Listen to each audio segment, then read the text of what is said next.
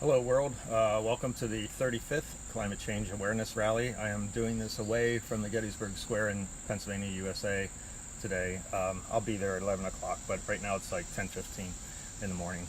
I wanted to do it away from traffic because sometimes it gets unlistenable for you all to listen to what I'm saying. Not that what I'm saying is that, wonderful and all, but it's just difficult for you to listen to with all the traffic. But it is symptomatic as to what's happening in the United States.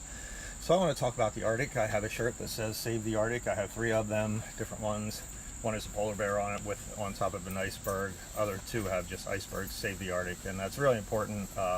It is actually the life-changing event that's going to happen in the world. That once we lose the Arctic sea ice, I question whether we're going to be able to go on because we'll be past the tipping point at that point. So hopefully, we can do something about it. I don't see how we're going to stop the Arctic from melting altogether as far as the sea ice goes, but all we can do is try to do the right thing, because at that point then things start spiraling out of control even more so than now. We're right on the edge of a blue ocean event. Probably won't happen this year altogether, but it's pretty close. And as far as the Arctic is concerned, the heat that goes into the melting of the ice will eventually go into heating of the ocean. And so just like you walk around a party with ice cubes in your drink, once that melts, then your drink goes up exponentially to room temperature. And so that's not a good thing, in that what it does is cause loss of albedo up in the Arctic, and meaning less reflectivity of the sun coming in. So there's more heat coming in, more heat, less reflectivity, less albedo. Also, what it does also is get the jet stream becomes even more erratic. Right now, it used to be in big circles around the Arctic in the winter and most of the summer, and now it's doing these huge dips. And the average Joe's not recognizing it. But right now, we have no air movement. I'm at this banana thing, and this is the most windy day we've had, and so it's just a light breeze. And this is the first time I can remember where we've had a breeze like this. So usually the breeze is non-existent here in Pennsylvania. With an erratic jet stream, you get potential of massive flooding, such as rain bombs. You can get drought. The heat gets more intense because you can get locked into a heat event with the bubble. So it can lock in over you and not move because the jet stream doesn't push it off any longer. So, and then also you can get hurricanes that just sit and spin, such as Houston had 2 years ago. They had 60 inches of rain, which is 5 feet. So that's 1.5 or 1 3/4 meters of rain, which is crazy. They didn't want to talk about climate change at that point. They said now's not the time to talk about climate change, but when is the time to talk about it? So with erratic jet streams, you can get fires in that you get in a drought situation, and the fires get way out of control, and there's no air to push them away other than the system that develops around the fire. So it becomes its own weather system. You can get massive snows in the middle of a climate change situation. So again, you get these rain bombs that turn into frozen precipitation that become heavy rain, snow events. So you could, around here, we could easily get 5 feet of snow if it ever happened. We've gotten, I think our record's like 36 inches. So down in Brazil, on a sidebar, is the Bolsonaro, or whatever that president's name is, who's a total buffoon, sinister type, because what he's doing is, his policy is to tear down the rainforest and get at the minerals. Well, eventually what's going to happen is he's going to cause local droughts, and that the whole rainforest system shuts down and changes dramatically, and that it'll just rain like a normal place up here as opposed to a rainforest. So you can't count on the 2 o'clock rains and all that. You could get flood events down there. You could get massive soil erosion. The rain patterns would be totally changed. And what will happen is big cities like Rio de Janeiro and all will probably run out of water at some point, because now they're upsetting the rain patterns. The Amazon changes. They have to bring in water, of all things, up to the Amazon. So now back to the Arctic. Now Greenland is affected dramatically by the heating of the Arctic. So once the sea ice goes in, they're surrounded by nothing but heat, relatively speaking. So the ice sheets melt even more so than what they are now. A few days ago, due to the heat wave in Europe that moved up over Greenland, they lost 1 billion tons of ice in one day, which is just a crazy amount. I don't even know what that is. It's just huge. You get the ice sheet melting, then you get the fresh water that comes off the ice sheet is less dense. Okay, so instead of being heavily loaded with salt and super cold, it doesn't dive down as deep, which dramatically affects the AMOC, the Atlantic mid-diurnal returning circulation. It's just, remember, AMOC. So if you don't have the circulation, you get a potential sea level rise around the Caribbean and on the east coast of the United States due to the shutdown of that system. And then you get dramatic heating of the Caribbean, you get dramatic heating of the east coast. You get thermal expansion of the water due to that reason. Also, a weird event that can happen in my mind is that due to the loss of all that weight in Greenland, you get a situation where the weight is transferred from Greenland to the oceans. So what can happen is that you get more earthquakes around the world, potentially plate tectonic shifts and everything. Basically, that's what's going on with the earthquake. The Earth's moving around and it's not happy with the way it is, and it's going to readjust to the new situation. So you get, again, you get that AMOC shutting down, and then you get thermal expansion, okay, as I said, around the whole world. So Europe could get more, there's less gravity also. The Greenland ice sheet has an immense amount of gravity because it's so thick, and it's like 2 miles thick. So less gravity allows for the water to go away from Greenland and expand over to the coastlines of various continents. You get the thermal expansion, and then the big thing is the AMOC shutting down.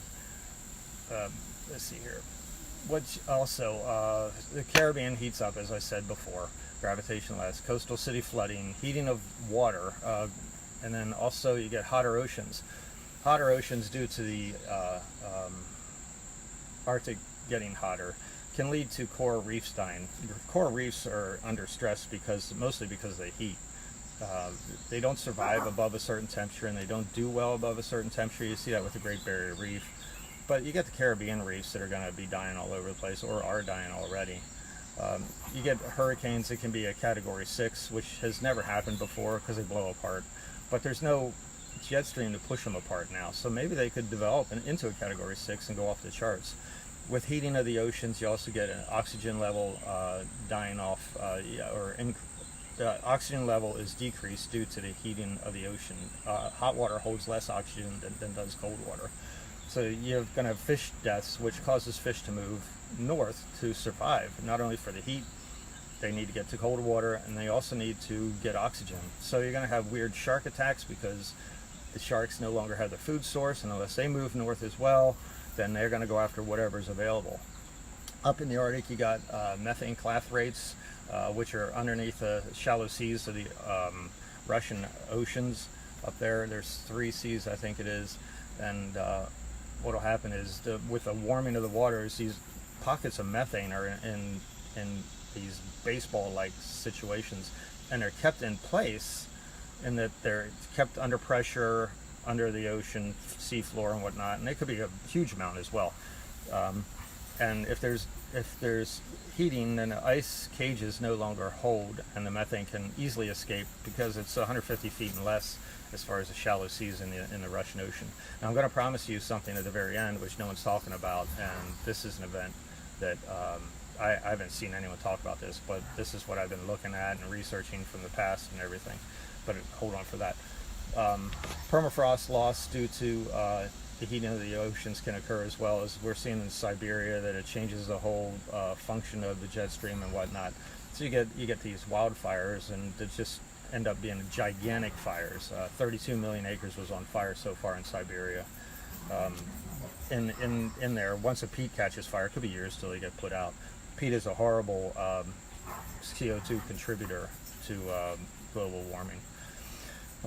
So you get the CO2 increases, you get methane, and you get wood fires as well, which is the woods are catching on fire. So it's just a whole thing that happens as a result of that. So here's the ultimate finale that I was promising. There's a thing called hydrogen sulfides, which is an algae bloom. The oceans, once they heat up, they can become more turbid, but the circulation slows down. So eventually the oceans, by becoming more calm that way with less circulation, you get algae blooms. Okay, so you can, what happens with the algae blooms is initially they produce oxygen, but in the long run they end up dying and going down to the bottom of the oceans and produce nothing but loss of oxygen, and everything goes hypoxic. O2 initially, once it happens, dies off. The fish die. Humans can only handle, or mammals can only handle 200 parts per million of hydrogen sulfides. Hydrogen sulfides will boil at 76 degrees Fahrenheit, so it's impossible to freeze them almost. Lizards can actually last longer than humans do, so in the long run what will happen is probably if the heating of the environment and the world does not kill us all off, the hydrogen sulfides eventually will, and lizards will be left initially, and then they'll end up dying as well, but the entire marine system will be dead by then, and I don't know what kind of life we're going to have on Earth. So it's just the whole thing. With the CO2 as well, earlier I should have mentioned that you get acidic oceans. So the pteropods are these tiny little shelled creatures that feed all life in the oceans, and it's the basic structure that most life feeds on in the oceans. So with acidic oceans, that breaks down their shells and they can no longer exist, so then the food source dies. So you got multiple hits going on as far as feedback loops that can occur, and it's too many to even begin to mention what's happening, and it's a very complicated thing, but the end run is that we're in big trouble and we need to solve this whole issue of fossil fuels and whatnot, and I don't know how you replace our lifestyle, and I imagine we can't keep the same lifestyle once we get rid of fossil fuels. One way or the other, fossil fuels are going to be gone. It's just a matter of time. Either we're going to do it by choice, or nature's going to choose for us to get rid of fossil fuels, and that'll be by force, and that'll be after massive deaths, and then no one will be able to produce oil or whatever, and you can't do the manufacturing. And then the question is what happens with the nuclear facilities that we keep proposing, and they keep extending the life of them. Well, if your family's dying, you're not going to go to work at the nuclear facility. And then what happens then if no one's at the nuclear facility to work? Well, eventually you're going to have a China syndrome happen. And so those whole areas, if not the world, starts suffering as part of nuclear radiation and meltdown. So there's so many feedback loops going on. This is just a small microcosm, but everything comes down to the Arctic. As Paul Beckwith said, what happens in the Arctic does not stay in the Arctic, and that's the absolute truth.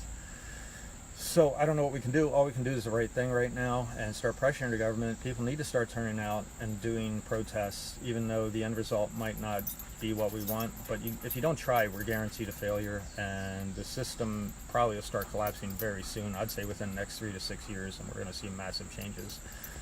So hopefully people will get out, start doing the right thing, start protesting, put pressure on the politicians, and doing what they need to do. The other side issues are very important that's going in the political scene, but everything pales compared to what is going to happen as far as our extinction event coming. So we absolutely need to get out, plant trees, do whatever we need to do, and start talking to your friends. I don't care how uncomfortable it is. We had discussions with our family about it. They didn't want to hear about it, but the seeds planted as far as the discussion goes. So it's a difficult subject. People don't want to believe that the world can end, but it can, and it's happened 5 previous times. So we're in a 6th mass extinction right now. The question is, can we mitigate and slow it down? So the next climate change protest is on August 16th. But there's a big one coming up on September 20th, and hopefully Gettysburg, PA, USA will get involved, and the rest of the world will. Hats off to Greta Thunberg. I have my Swedish hat on, who has inspired millions of school kids around the world, and now she's going to New York City, and she'll be there on September 20th to speak. She'll be there from September 20th to September 27th to speak in front of the world there. She's taking a sailboat across the ocean to get here, which is very dangerous. I wish she'd fly instead, but I understand why she's not doing it. But she's too valuable to put that kind of risk out. So hats off to Greta Thunberg. She's doing a great job, and I will hopefully see you guys on the 16th for the next climate change rally. Thank you.